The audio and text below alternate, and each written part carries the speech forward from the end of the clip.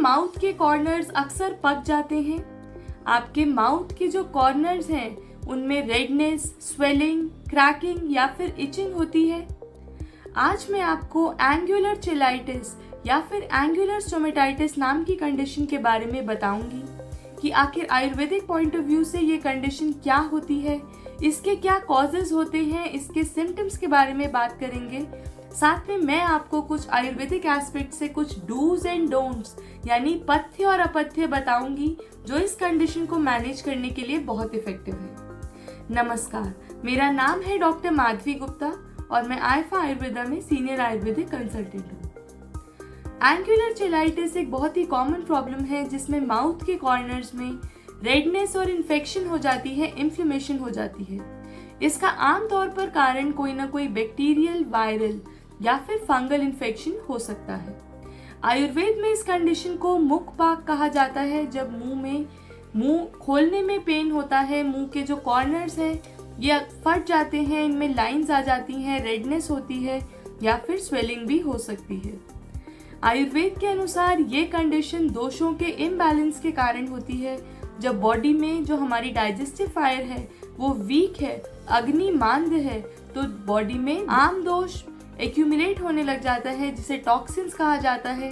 Toxins accumulate होने लग जाते हैं जो कि रस धातु यानी प्लाज्मा और मस्कुलर टिश्यू यानी मांस धातु को भी विशिएट कर देते हैं और एंगुलर चिलाइटिस या फिर स्टोमेटाइटिस नाम की कंडीशन को क्रिएट करते हैं।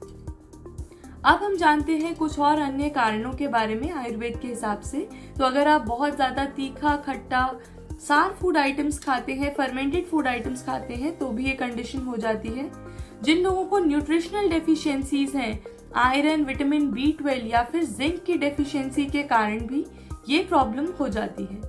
न्यूट्रिशन एब्जॉर्प्शन के डिसऑर्डर्स हैं जब न्यूट्रिशन प्रॉपर्ली आपकी बॉडी में एब्जॉर्ब नहीं हो पाता, डायबिटीज है, इम्यूनिटी लो है, इस तरीके की कंडीशन में भी एंगुलर स्टोमेटाइटिस हो जाता है। साथ में अक्सर ये कंडीशन छोटे बच्चों में देखने को मिलती है जिन्हें थंब सकिंग की हैबिट होती है, उनको भी एंगुलर स्टोमेटाइटिस हो जाता है। अब हम बात करते हैं एंगुलर चिलाइटिस के आयुर्वेदिक या हर्बल मैनेजमेंट के बारे में। सबसे पहले इस कंडीशन में कवल और गंडूश कर्म बताए गए हैं जो कि ओरल हाइजीन को प्रमोट करते हैं, उसको ध्यान रखते हैं। नेक्स्ट जो चिकित्सा है वो ये बताई है कि इसमें मेडिकेटेड घृत पान कराया जाता है।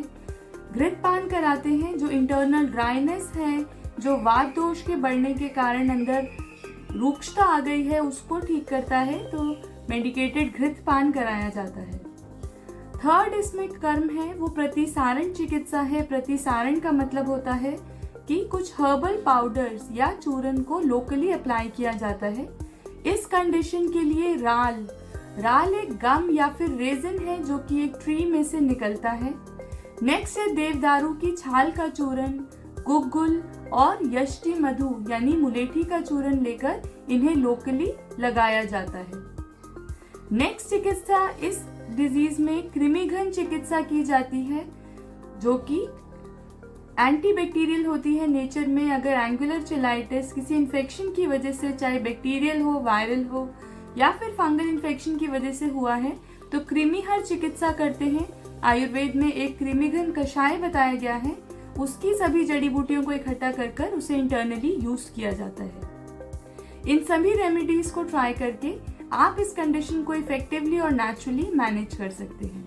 अब हम बात करते हैं कुछ डूज एंड डोंट्स के बारे में। तो सबसे पहले है कि आपको कटु और कषाय रस प्रधान आहार को लेना है, जैसे कि करेला, हरड़, इस तरीके के खाने को ऐड करना है।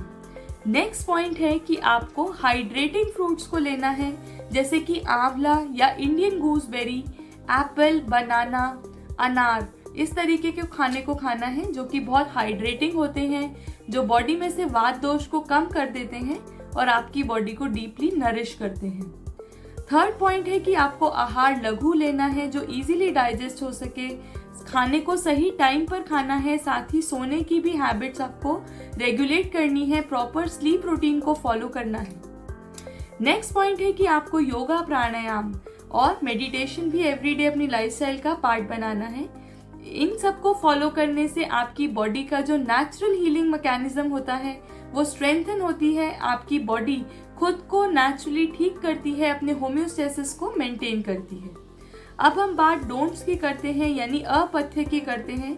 तो आपको बहुत ज़्यादा हॉट, स्पाइसी और सार फूड आइटम्स को नहीं लेना है।